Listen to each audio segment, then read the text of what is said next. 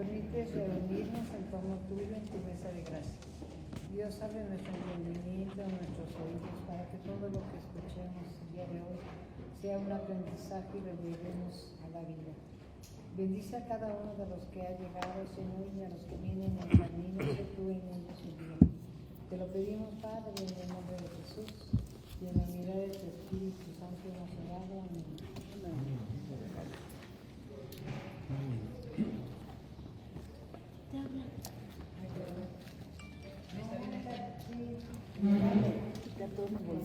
Sí,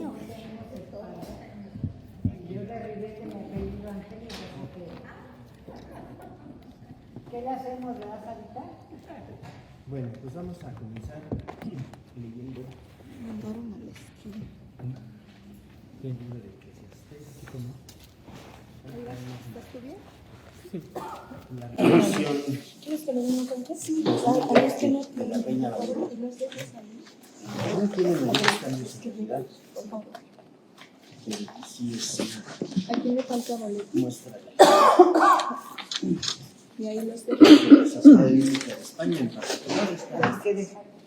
Esta revisión todavía no llega acá. Gracias, sir. Sí va a llegar en la 2000. Qué bonita está la Esta edición es portada. bonita. Sí, está linda. ¿De qué versión? Digo, ¿qué? Reina Valera, Sociedad Bíblica de España. ¿De la 60 o la...? Sociedad Bíblica de España. Ajá. Ah, mira. Es revisión, es una nueva revisión de la Reina Valera 2020. Hecha en España. Muy bien. Hay un tema que surge en el Eclesiastés, no desde el capítulo 1, pero sí en el capítulo 2, un poco al final del capítulo, empieza a cuestionar el Eclesiastés la justicia social. Hoy le llamaríamos así. Nuestros subtítulos que aparecen en las Biblias, en este caso dice injusticias de la vida. Pero no es lo mismo hablar de injusticias de la vida, podríamos decir injusticias existenciales, traumas, problemas y demás. No es lo mismo eso que la justicia social como tal.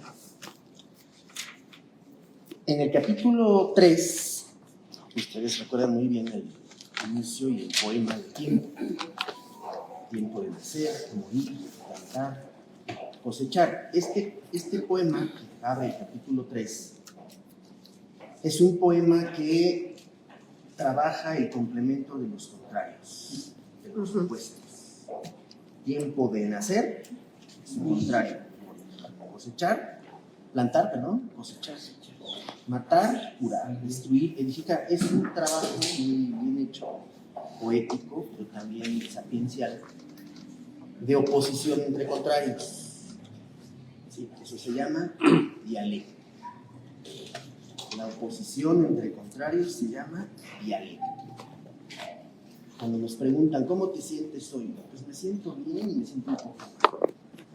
Es contradictorio, ¿no? ¿Qué piensas de esto? Cuando alguien dice sí y no, bueno, eso es la dialéctica, la oposición entre los contrarios, que a veces se resuelve y a veces no, y a veces siempre queda ahí como una oposición, ¿no? Que en algún momento puede tener resolución o tal vez no. Los versículos 2 al 8 de Eclesiastés 3 son este poema donde se trabajan los contrarios. Es un poema dialéctico. Seguimos, ¿no? Llorar y reír, hacer duelo y bailar, esparcir piedras y juntarlas, abrazar y abstenerse de abrazar. El poema en sí forma parte de lo que algunos que han estudiado el libro, que ustedes dicen que para que salvemos, no vamos a salvar a Salomón como autor del libro, eso ya lo damos por descartado. Ciertamente, yo entiendo muy bien, me pasó a todos, nos ha pasado en algún momento, digerir que un autor tan amado, tan bien ubicado, que no sea el autor del libro, bueno, puede llevarnos algunas semanas de tristeza, de ajuste. Los textos, decíamos la semana pasada, se defienden solos. Los textos se defienden solos, no necesitan defensa de nadie más. Eso se sabe desde hace 60 años y se ha trabajado muy bien. Hay dos cosas importantes aquí. Por un lado, sí está demostrado, por diferentes aspectos internos del libro, sí está demostrado que es un solo autor. Es un solo autor, no hay más. Incluso podemos ver y comentar después cómo el hebreo, que nosotros no vamos a manejar acá con detalle, aunque en el cuadernito ahorita les vamos a marcar algunas páginas. De una vez, en el cuadernito hay algunas páginas, hoy trajimos más, ¿sí? Si alguien me falta, me dice. A mí me falta. Por favor. Trajimos más. A ver, estoy hasta la página. Y ya que estás hablando del librito, no vienen números de páginas para los que son desordenados. Gracias. Cuando nos toca leerlo, pues como que Sí, es que en el recorte de se la requiere copia, tener un orden. sí, ahí se perdió en algunos casos el número. Sí, pero podemos, aquí está que se lo pasa. Nada más le marco las páginas. Sí, está bien. Aquí en la página, y ahí haremos el esfuerzo con el hermano de que tal vez lo hayan numerado. Hay unas páginas acá, ahorita les digo cuáles son. Cerca del final o a la mitad del libro. Aquí está. En la página, en las páginas 23, Yo no sé cuál sea. dice los estribillos de Cogelet. Okay. Los estribillos de Cogelet, dice arriba. Y por favor, en regoles, no sean así, se van a perder. En regoles. Sí, un punto menos. Los estribillos de Cogelet, vanidad, provecho, afanes. Ya va a llegar, hermano, ya va a llegar, ya pronto va a llegar. Los estribillos de Cogelet. Creo que ella es la que sigue. Otra más. No, ahorita la olvidamos. Los estribillos de Cogelet. A ver, ten. Ya está, ya lo encontré. Ya está. Página 23. Y anótele ahí la página número. Ahí, 23. Sí tiene. Los estribillos de Cogelet. Vanidad, provecho, afanes. En esta sección, que llega, son solamente 2 páginas, la 23 y la 24, hay una explicación de 3 términos, 4, no, 3 términos que son básicos para el libro. Vanidad, por supuesto, Hebel, la raíz HBL, Hebel. En el hebreo no hay vocales. En el hebreo no hay vocales, por lo tanto la raíz de la palabra es H o J, porque ahí la H es aspirada, es J. De hecho es JBL, ¿no? Hebel. Esta palabrita, la raíz, está atestiguada 78 veces en el Antiguo Testamento. El verbo 5 veces y el sustantivo Hebel 73 veces. Y pone ejemplos. Cogelet, Eclesiastés, nuestro libro, totaliza él solo, ¿cuántos empleos del sustantivo? ¿Cuántos? 41. 41. Eso demuestra la importancia de esta palabra en el libro. Todo es Hebel. Todo es Hebel. El sentido primero y concreto de Hebel, y es importante aquí que marquemos una pauta. La palabra Hebel, fuera de Eclesiastés, tiene que ver con los ídolos. Los ídolos. Los ídolos son Hebel. Los ídolos no son nada. Son aire, son fantasmas, son nada. Entonces el sentido de Hebel, fuera del Eclesiastés, de los demás libros del Antiguo Testamento, tiene que ver con la idolatría. Es una crítica feroz, durísima de la idolatría. Los ídolos, los dioses de los otros pueblos, salud. Perdón. Los dioses de los otros pueblos son Hebel, son vanidad, son vacío, son hastío. ¿Sí? Por un lado, entonces no me voy a poner ahorita a leer, recomiendo mucho que vean ustedes esta palabra. Y les decía que el hebreo que aparece en Eclesiastés no tiene nada que ver con el hebreo de Proverbios. Digo, es el mismo idioma, pero las construcciones y la manera de escribir, el estilo y demás cosas, es diferente y por eso, además de otras cosas, Eclesiastés no es de la época de Salomón. Imposible. Es del siglo III antes de Cristo. Y ya. Ahora, eso es colateral, porque volvemos a nuestra cantaleta que hemos comenzado la semana anterior. Los textos se defienden solos. El Eclesiastés, como texto sagrado, se defiende solo, no necesita que lo defienda nadie. Segunda palabra de la página 24. Bueno, aquí ustedes pueden leer cómo se usa el Eclesiastés. Y en la página 24 hay otras dos palabras. La palabra yitrón, provecho. Esta palabra solo está en Cogelet, en el Eclesiastés. No está, en otro libro del Antiguo Testamento no está. Solo en el Eclesiastés. La palabra yitrón. La usa 10 veces. La raíz YTR, la Y aquí es Y, pero en el hebreo es una rayita, nada más, esa es la I, que aquí se adapta como Y, ¿no? Digo, es hebreo y se menciona con Y, pues es raro, pero es una letra hebrea. YTR indica el superávit, la ventaja, el interés, la ganancia. Hoy diríamos el lucro, diríamos hoy. Es esta, ante todo, la cuestión inaugural del 1.3 de Eclesiastés, que dice qué provecho, qué ganancia, qué superávit, qué yitrón saca el hombre de todos los afanes que persigue bajo el sol. Ganancia. No se discute si es una ganancia bien habida o mal habida. La ganancia en general, hoy que mencionaremos un poco las 4 tendencias filosóficas que desarrolla el Eclesiastés, menciona 4, o sea, trabaja 4, y en los 4 elementos, en los 4 aspectos filosóficos que vamos a mencionar y que ya los conocemos de alguna manera. En los 4 entra el autor de Eclesiastés con matices. Pero la crítica filosófica, ética y sapiencial del libro apunta a señalar que el provecho, o sea, qué ganancia se saca en la vida, con los afanes. Vean como la cita larga del 2:13 al 15. Reconozco que la sabiduría es de mayor provecho que la necedad. Eso suena a Proverbios. Como es de mayor provecho, y otra vez es más, vayan subrayando la palabra provecho ahí, por favor. En esa segunda cita, en el segundo párrafo de la primera columna de la página 24. Provecho, ese. Reconozco que la sabiduría es de mayor provecho que la necedad, es de mayor ganancia, conviene más, es más útil.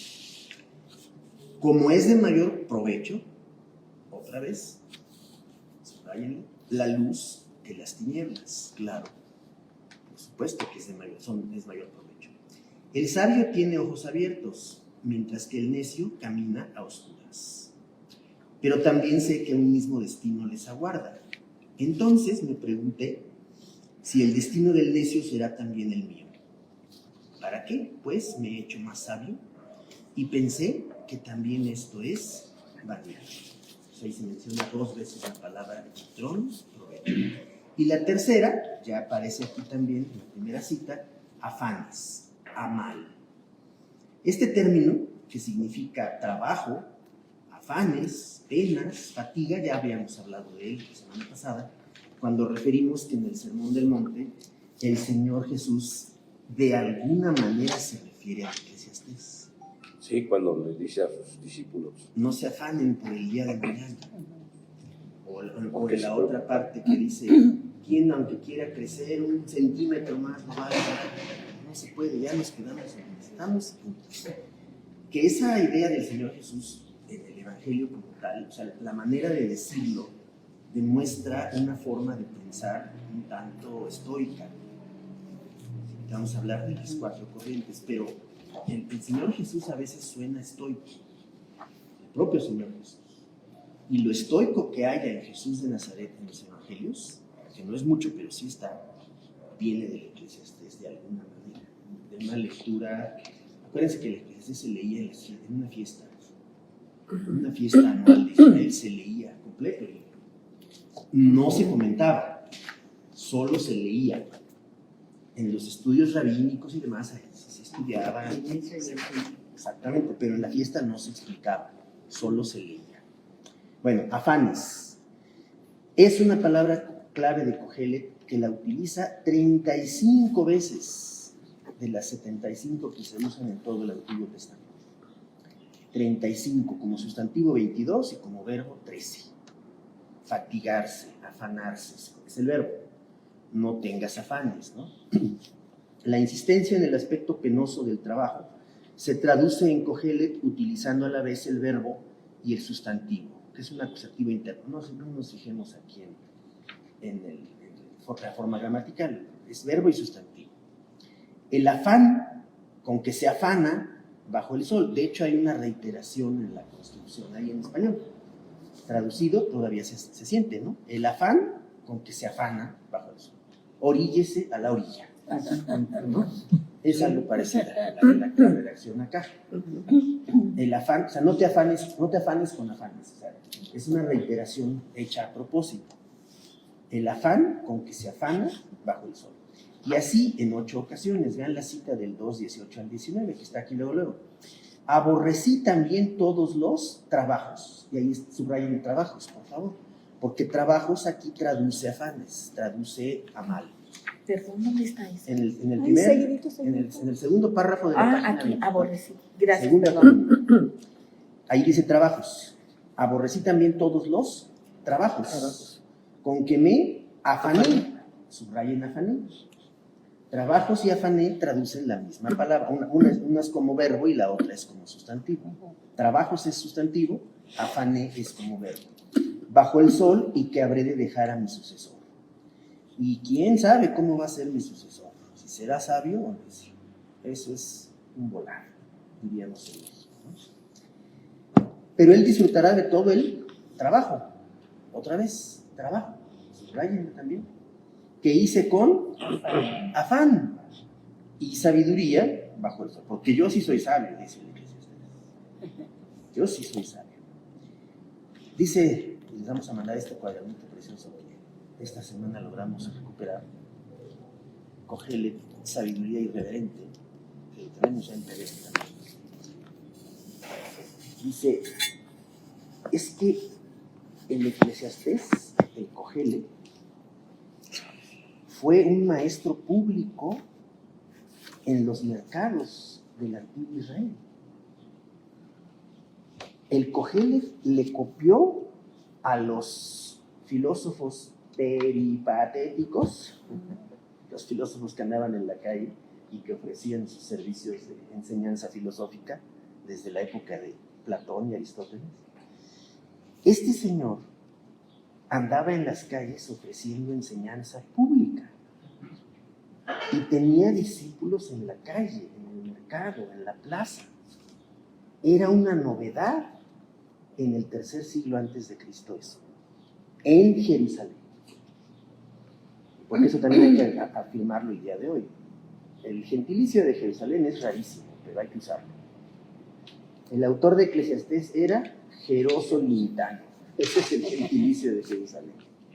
Jerosolimitano, nativo de Jerusalén. Era de la capital, pues, ¿no? Era de ahí. Era un personaje conocido en Jerusalén que daba clases públicas, no necesariamente gratuitas, porque no podían ser gratuitas, pero enseñaba sabiduría en las calles al pueblo y le preocupaban las personas de menos recursos.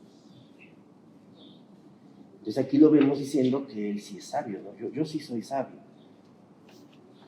Él disfrutará de todo el trabajo que yo hice con afán, ahí está 2 veces la palabra, y con sabiduría bajo el sol. O sea, yo sí soy sabio, yo sí, lo que yo hago sí es importante para la sociedad en el sentido del conocimiento y la sabiduría.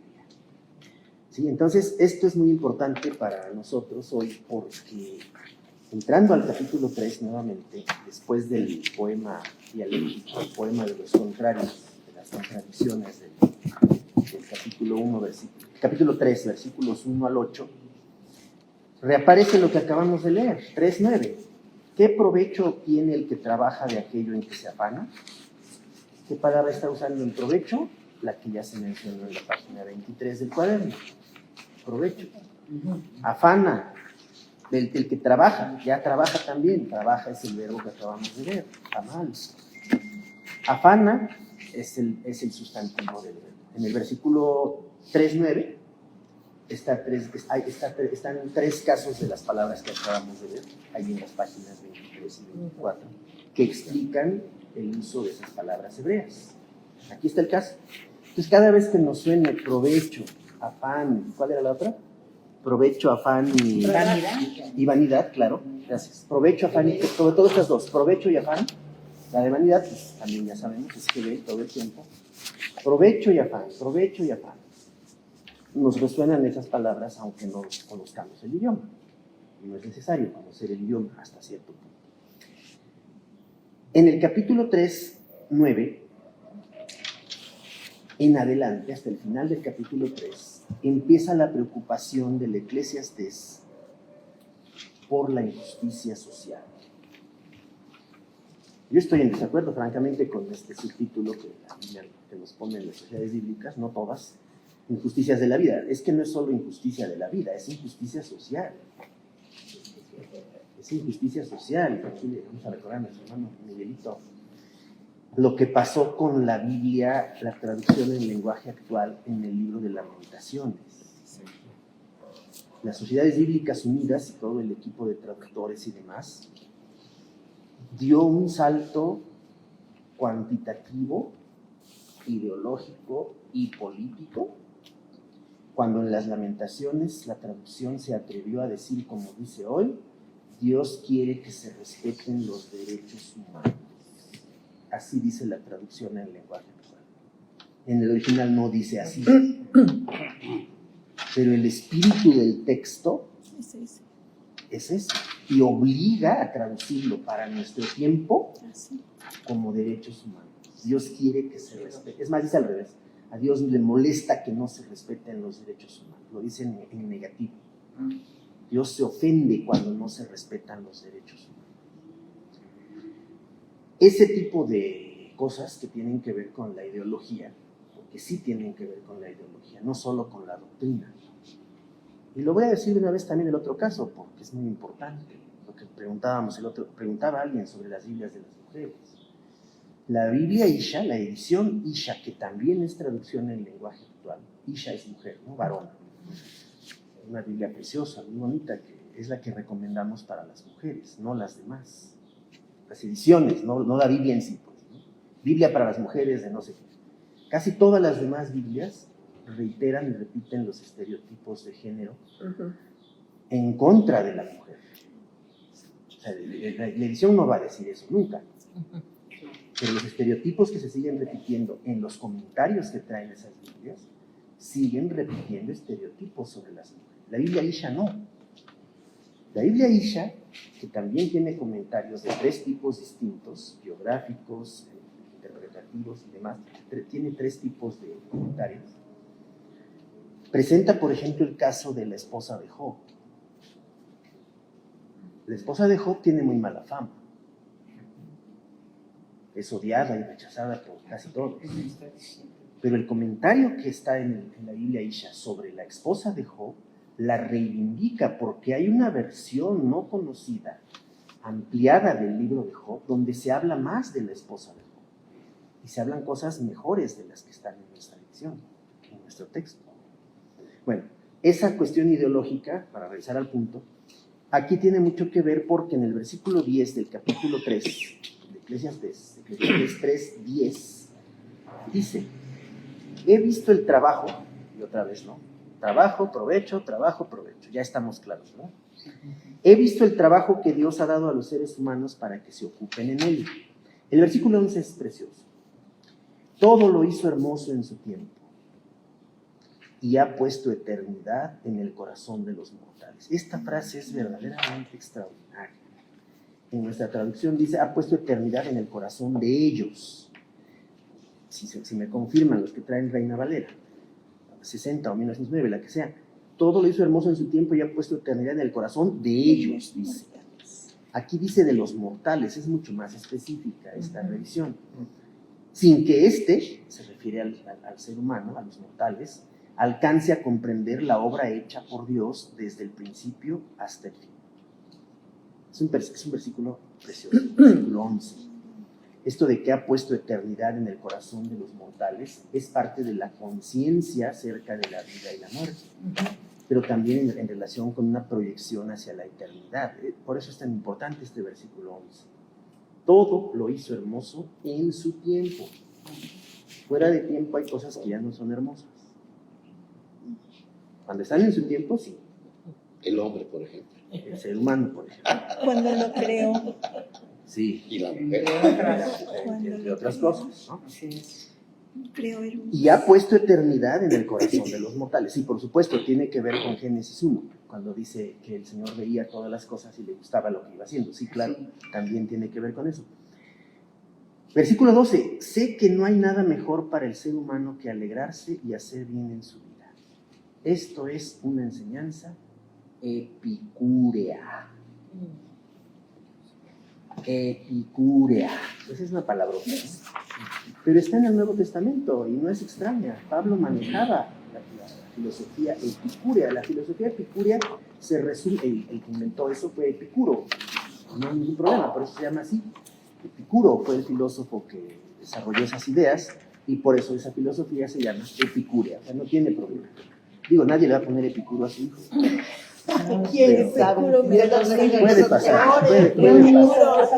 puede pasar. Cogelet puede ser. Puede pasar. Bueno, Cogelet tampoco lo creo, pero bueno. Entonces, Epicuro fue el iniciador de esta corriente, que ahorita que diga la frase se van a acordar sin ningún problema. Comamos y bebamos que mañana moriremos. Claro. Eso es el epicureísmo. Epicuro, filosofía epicúrea, epicureísmo. Parece una palabrota, pero no lo es. Y esa es la filosofía epicúrea. El versículo 12 de Eclesiastés 3 es completamente epicúreo. Completamente epicúreo. Podría traducirse de forma actual a materialista. Es que las otras escuelas que vamos a mencionar también eran materialistas. La escuela estoica, la escuela escéptica, ahorita vamos a mencionar las cuatro, son 4 posturas. Las 4 eran materialistas, porque el pensamiento griego Era clásico, griego clásico. después viene el otro. En la época del Eclesiastés ya no es griego clásico, ya han pasado casi 5 siglos del griego clásico, de la filosofía clásica.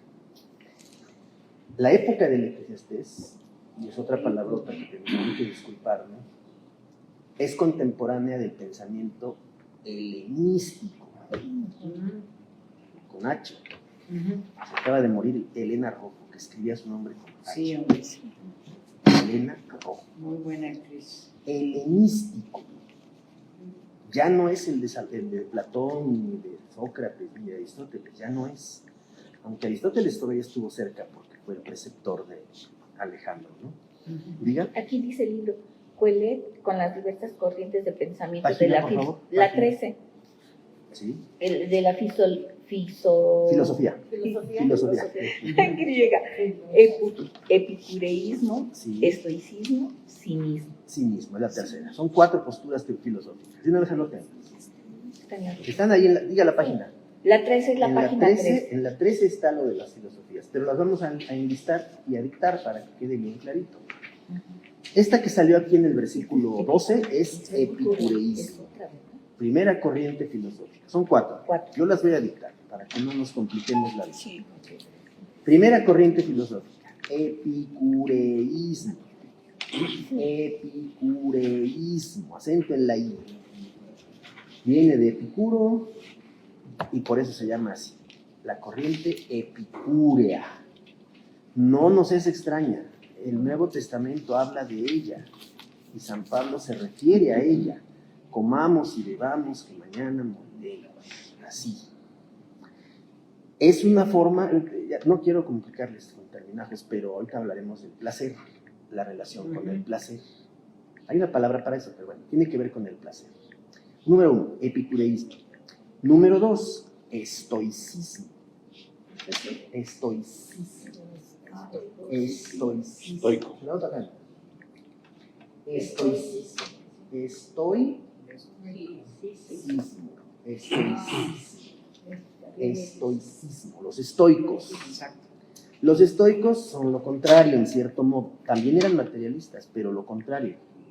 Hay que controlarse, hay que llevar una vida sosegada. Es que los terminajos están ahí a la vuelta de la esquina todo el tiempo, no los quiero cansar con eso. Los estoicos buscaban una especie de situación equilibrada y neutral de la vida para no ser dominados por el dolor y el sufrimiento. El estoico se defiende del sufrimiento viviendo una vida sosegada y equilibrada. No haciendo olas. No haciendo olas. Bien dicho. Muy bien dicho. Sí. Ese es el estoico, el que se reprime, se controla, tiene un magnífico control de sí mismo.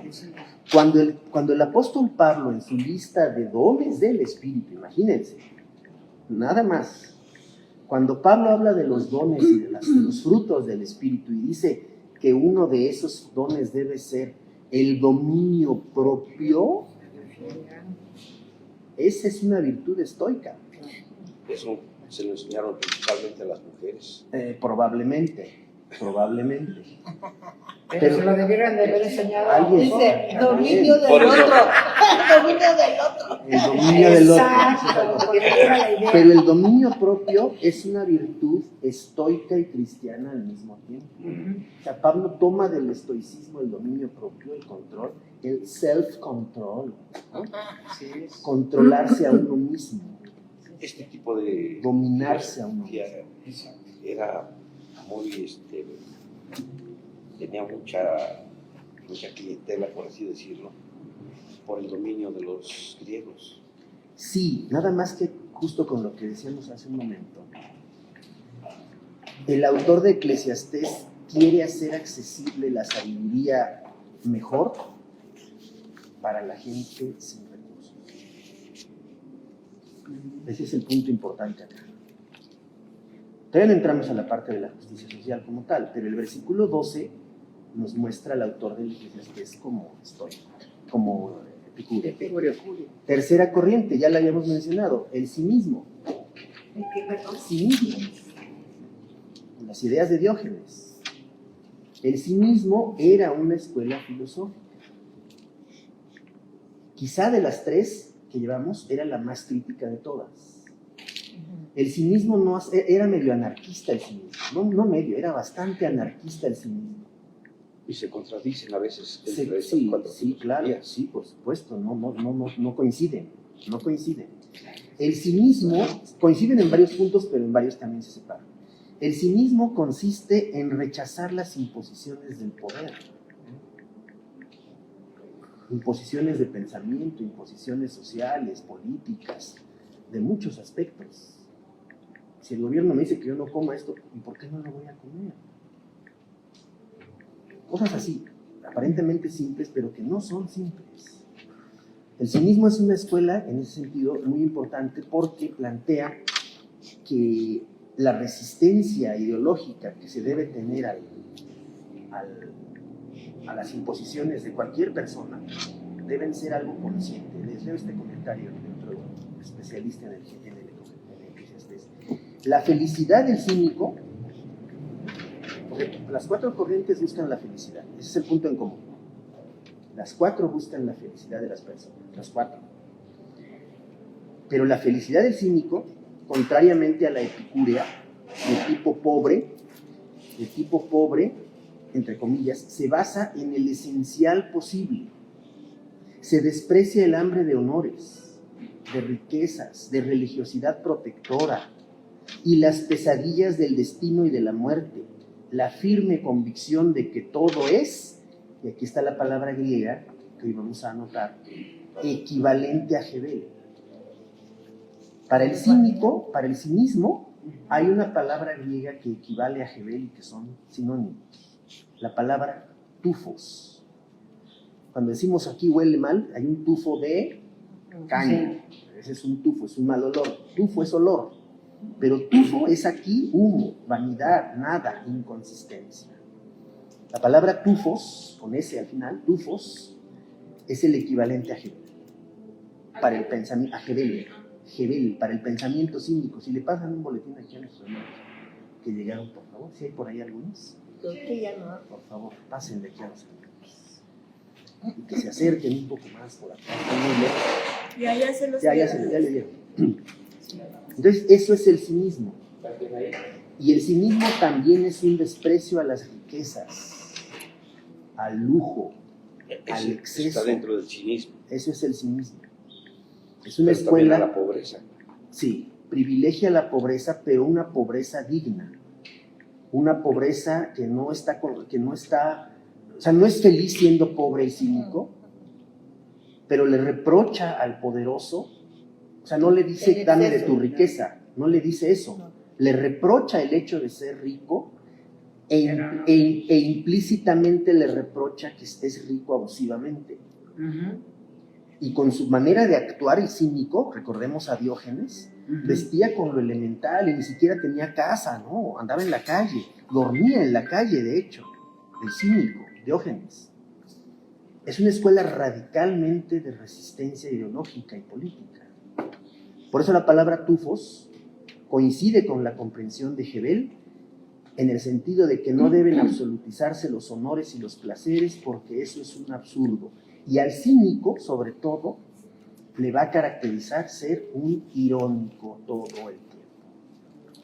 El uso de la ironía. Hoy en día se traduce esa idea en algo que he escuchado últimamente mucho, que dicen que es más rico el que menos necesita, ¿no? O sea, mientras menos necesitemos de todo, o sea, más Sí. tenemos. Sí, pero esas ideas no son nuevas. No, pero Vienen de últimamente, acá. claro, Sí, yo pero sé hay que ver quién lo dice y para qué lo dice.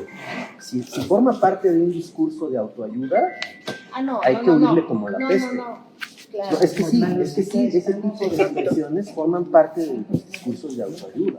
Aunque sean profundos y demás, entran al circuito de la autoayuda y en el momento en que un concepto entra al circuito de autoayuda se echa a perder por completo. La autoayuda echa a perder todo. A la autoayuda hay que oírle como la peste. Si aquí tenemos algún fanático de Paulo Coelho, disculpe. No, de Cuauhtémoc. O de Jorge, Son no, es que hay varios. Cuauhtémoc, Jorge de Bucay, ¿cómo Carlos Cuauhtémoc Sánchez. Carlos Cuauhtémoc Sánchez, ¿no? Sí. Que viene, por cierto, de familia evangélica. Pero bueno, entonces, ese es el cinismo. Y la cuarta corriente no es una corriente propiamente dicha, aunque forma parte de las tres anteriores, que es el escepticismo. Ser escéptico. El escéptico duda de todo. Todo lo pone en cuestión, todo lo pone en tela de juicio. Esa es la parte, ese es el escepticismo. Entonces repetimos las cuatro: epicureísmo, estoicismo, cinismo y escepticismo. Esas son las cuatro. Entonces, las dos primeras no son familiares, las dos están en el Nuevo Testamento. Pablo las utiliza y es muy explícito.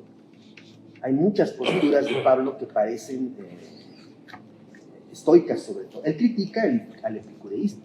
Pablo critica el epicureísmo. Se identifica más con el estoicismo, Pablo. Ya si vemos otros aspectos en el Nuevo Testamento para ver cómo eso sucede, ya es otra cosa. Vamos a apurarnos para cerrar con esta idea que hemos comentado desde un principio. Versículo 13, que también suena epicúreo, y también que es don de Dios, y aquí mete a Dios en juego, es don de Dios, que toda persona coma y beba. Dios no se espanta de eso, ni se esconde, ni lo prohíbe. Es un don de Dios, que la persona coma y beba y disfrute de los beneficios de toda su labor, de todo su trabajo. Eso es lo que quiere Dios. Dios aplaude a los epicúreos, dice. Eso dice. Y el versículo 14 plantea la cuestión de la perpetuidad de lo que Dios quiere. Sé que todo lo que Dios hace es perpetuo. Y cierra con un aforismo, bueno, con un conjunto de aforismos. Versículo 14, la mitad, y el 15. Nada hay que añadir ni nada que quitar. Dios lo hace para que la humanidad le tema. La espiritualidad de Eclesiastés empieza a dibujarse aquí. Es una espiritualidad sapiencial dentro del marco de la sabiduría antigua, pero también es una espiritualidad de resistencia. ¿Perdón qué? De resistencia. Ahora que les mande este otro cuadernito, igual también lo ponemos a su disposición. Hay toda una sección que escribe este hermano Hansel Zúñiga de explicación del contexto socioeconómico del Eclesiastés. Que ese contexto socioeconómico del libro, va a explicar la crítica de la injusticia social que él ve y que empieza aquí en el capítulo 3. Sin ese contexto, el Eclesiastés queda como suelto, queda bastante desconectado de la realidad. Y en nuestro caso, y ahí sí me van a perdonar también por lo que voy a decir, nosotros somos muy individualistas los evangélicos. Somos muy individualistas. Entonces nuestra lectura de los textos, de cualquier texto bíblico, es individualista. Es el Eclesiastés que habla en primera persona siempre, yo vi esto, yo vi aquello. Entonces nos suena muy bien porque parece un individualista como nosotros, y no lo es. Al contrario, el Eclesiastés usa la primera persona para hablar de todo, yo esto y yo aquello, porque quiere demostrar cómo él vivió y cómo comprendió la realidad y cómo le costó mucho trabajo entender la realidad. Como testigo, pero también como un protagonista, vamos a decir, marginal. Dicen los expertos, como él, no era de una familia pobre el autor del Eclesiastés. Eso le permitió acceder al conocimiento, por un lado, pero por el otro pudo tomar la decisión de dedicarse a enseñar todo esto en las calles. Era un evangelista sapiencial callejero, eso era el Eclesiastés.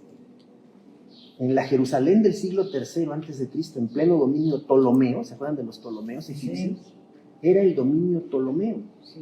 Y los Ptolomeos quisieron imponer muchos cambios en la vida social, política, religiosa de Israel, no tantos como Antíoco, Epífanes IV, pero también hicieron muchos cambios los Ptolomeos. Entonces el trasfondo del Eclesiastés es el periodo Ptolomeo, es el trasfondo, así de manera general. Ahorita la parte socioeconómica no la vamos a poder comentar, tenemos muy poco tiempo, pero a mí me gustaría cerrar con estos aforismos y luego entrar a la denuncia sapiencial, que también es profética, pero el libro es sapiencial, no es profético, de la injusticia social. Los aforismos del versículo 14 y 15. Nada hay que añadir ni nada hay que quitar. Dios lo hace para que la humanidad le tema. Ya dijimos que aquí empieza la espiritualidad del Eclesiastés. Es una espiritualidad sapiencial, es una espiritualidad crítica y parece individualista, pero no lo es. Lo que antes fue, ya es. Lo que ha de ser, fue ya, y Dios restaura lo pasado. Algunos han creído ver en este último verso del versículo 15, de este aforismo, que el autor de Eclesiastés está casado con la tradición solamente. Y es todo lo contrario. Él conoce la tradición, claro que la conoce, sobre todo la sapiencial, pero al mismo tiempo va a producir y a proveer y a promover cosas nuevas que critican la tradición, como la del versículo 16. Yo no sé si en las ediciones que ustedes traen de la Biblia aparece ahí un subtítulo antes del 16. Sí, injusticias de la vida. Contradicciones quizá está mejor. Pero aquí definitivamente tenía que decirse aspectos sociales. Hay otras partes donde está más claro eso, pero dice, vi más cosas bajo el sol, y está en verso. En lugar del juicio, la maldad. Y en lugar de la justicia, la iniquidad. Esto ya es parte, es el inicio de la crítica que empieza a hacer, de cómo en la sociedad las cosas no son justas siempre. En la vida. ¿Cómo? En la vida. Sí, en la vida, pero ahí está la diferencia. Cuando decimos en la vida, y como dice aquí Injusticias de la Vida, la tendencia a la que nos lleva un subtítulo así, porque querámoslo o no, los subtítulos nos inducen cierta lectura. Yo en otra época, cuando se usaba mucho esos correctores de liquidito y de tirita, Te borrabas. yo decía, no, borren el subtítulo. Donde quiera que haya un subtítulo, pónganle corrector. Yo sé cuál es la función del subtítulo, sí, claro, pero el subtítulo induce a una lectura. Y dije en mi corazón, versículo 17, y con ese nos vamos a ir. Al justo y al malvado juzgará Dios, porque allí hay un tiempo para todo lo que se quiere y para todo lo que se hace. ¿Sí? Ahí empieza entonces, y les iba a agregar, Se habla de la vida y se habla de una injusticia existencial. Mi destino ha sido pésimo, mi matrimonio fracasó, en mi trabajo no duré, pobre. Hay injusticias en mi vida. Es la injusticia existencial. ¿Qué sucede? Pero el Eclesiastés sí se mete con esa injusticia, pero se sube al escalón que sigue, que es el de la injusticia social como tal, específica. Y ahora que les comparta este cuadernito y podamos leer con cierta calma la parte correspondiente al contexto socioeconómico, que es muy importante tener claro todo eso. El contexto socioeconómico, contexto histórico y cultura helenística, y hay una parte que dice administración y contexto económico. ¿Qué cosas imponían los Ptolomeos para la tierra de Palestina, de Israel, de Jerusalén? ¿Con qué cosas no estaba de acuerdo el Eclesiastés de esa política pública de los Ptolomeos? Y lo señala, y va a ser mucho más claro en algunos lugares que en otros. Al justo y al malvado juzgará Dios, dice el 17. Porque allí hay un tiempo para todo lo que se quiere y para todo lo que se hace. Y todavía el 18. Dije también en mi corazón, todo esto lo está pensando, lo está masticando, lo está rumiando, como se dice, ¿no? Lo va pensando, todavía no lo dice. Bueno, al momento de escribirlo ya lo dice, pero esto estaba en mi cabeza, esto estaba en mi corazón, esto estaba en mi mente. Esto es así por causa de los seres humanos, para que Dios los pruebe y vean que ellos mismos son semejantes a las bestias. A las bestias. ¿No trae su Biblia impresa, hermano? Tráigasela, por favor. No nos haga eso, hermano. Por favor, traiga su Biblia impresa. Pues lo mismo les sucede a los humanos y a las bestias. Como mueren las unas, así mueren los otros. Y todos tienen un mismo aliento de vida. No es más el ser humano que la bestia, porque todo es Gebel. Todo es Gebel. Todo es vanidad. Y el versículo 20, que también está en verso, es un proverbio, es un refrán, que dice, todo va a un mismo lugar, todo fue hecho del polvo y todo al polvo volverá. Génesis 1 y 2. ¿Sí? Adán es la palabra hebrea para nombrar al primer ser humano, pero esa palabra viene de Adamá, que es la tierra, el polvo. Adán, que no era nombre de persona originalmente, es el nombre del primer ser creado, pero que es una persona hecha de polvo, hecha de tierra. En realidad, Adán se tendría que traducir como el polvoso o el terroso, el hecho de tierra, hecho de polvo. Eso es lo que significa la palabra Adán antes de ser nombre propio. Y aquí se remite a eso. Aquí se va hacia atrás, hacia el Génesis 1. Y por cierto, en el cuaderno al final, si ustedes ven la última página o la penúltima página del cuaderno, ¿sí? La penúltima, esta es la 41, 40 o 41, la página del cuaderno. Sí, 41. Y estoy viendo ahí, es la que tiene que ir al revés, esa. ¿Qué página es? 41. Es la que dice Cogelet y Génesis 1. Alusiones No, históricas. la otra. La última, 42. Cogelet y Génesis 42. Cogelet y Génesis 1 al 11. Es la última página, 42. Cogelet y Génesis 1 al 11. Ahí están los puentes, las relaciones, las citas, las referencias que el Eclesiastés hace de Génesis 1 al 11. 1 al 11. ¿Ya la vio, hermano? Es que se fue usted hasta el final del cuaderno. Es la página 42. Ah, yo pues sí. 42. Sí, no, es 42. Página 42. Para que ustedes vean la relación que hay entre Eclesiastés y Génesis 1 al 11. Y terminamos, nada más comentando rápido, en un minuto, en la página 4 de nuestro boletín. Ya nos regresamos a nuestro boletín del día de hoy, el orden de culto. ¿Sí? Ya nos vamos. Sí, claro, no es mucho, pero vamos con calma, vamos despacio. La tercera línea de interpretación del Eclesiastés es que Eclesiastés es o fue un maestro ¿de qué? Del arte de vivir. Página 4 del boleto, la última página. Un maestro del arte de vivir.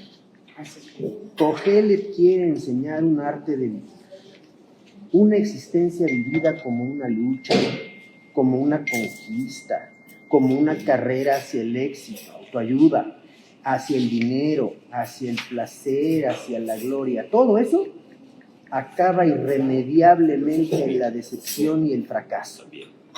Irremediablemente. Asumir la vida como eso termina, ¿qué dice? En la decepción y el fracaso. Ahí termina, página 4. De lo que se trata es de aprender a vivir. Aprender a vivir. Y aquí es muy importante que tomemos en cuenta eso porque dice, es una desgracia vivir en la oscuridad del sinsentido, en un mundo que parece absurdo y que muchas veces lo es. ¿Sí? Entonces, el Eclesiastés es un maestro del arte de vivir. Y sería interesante, ya que salió a colación este señor Sánchez, sería interesante contrastar algunas cosas que él ha dicho y supuestamente ha enseñado en términos de la autoayuda, para ver cómo el Eclesiastés, particularmente el Eclesiastés, aunque toda la enseñanza cristiana, es completamente opuesta a la autoayuda. Ya que salió el tema, discúlpenme, pero perdónenme, ¿no? Ya que salió el tema, la autoayuda es algo de lo más opuesto a lo que enseña la fe. Aquí solo le estoy mencionando la carrera, pero tendríamos que ver algún detalle al respecto y tendríamos que ver al Eclesiastés por ahí del capítulo 4, 5. Tendríamos que verlo al Eclesiastés, por así decirlo, en todo su esplendor. En donde el Eclesiastés es como más brillante, creativo, provocador e irónico. Cuando lleguemos a un punto así, que hay muchos en el libro, donde veamos al Eclesiastés siendo todo eso, entonces vamos a contrastarlo con la autoayuda. ¿Y qué dice la autoayuda? ¿No? Y para demostrar cómo particularmente el Eclesiastés se opone radicalmente por eso. Radicalmente. Porque la autoayuda, aunque suene raro, pues también es una imposición del sistema ¿Del sistema que nos rige, que nos gobierna, que nos controla. Es mucho más fácil y mucho más barato acudir a la autoayuda que a la psicología normal. Es baratísimo la autoayuda. Los tratamientos psicológicos, por supuesto que son caros. Ya psicoanalíticos ni hablemos, pero la autoayuda pretende sustituir eso. Y también le compite a la espiritualidad. Es más, para cerrar y abatirnos, la autoayuda es una competencia desleal hacia la espiritualidad. Claro. Tremendamente desleal. Porque nos vende gato por liebre. Así es. Sí, la espiritualidad es eso. La autoayuda es eso, es engañosa, es tramposa. Decía la doctora Raquel Levinstein, una de las representantes de la autoayuda en el radio hace unos años, decía, no, tú pon en tu mente que lo vas a lograr y lo vas a lograr. Ojalá fuera cierto. Decrétalo. Ojalá. Llegamos al decreto. Decrétalo y el universo lo rechaza. Llegamos al Gracias. decreto. Ahí está. Bueno, vámonos porque el tiempo ya está terminado. Muchas No, gracias. bueno. Casi. Oiga, esa Vámonos. frase de que no hay nada nuevo bajo el sol, wow, me quedé yo, a ver cómo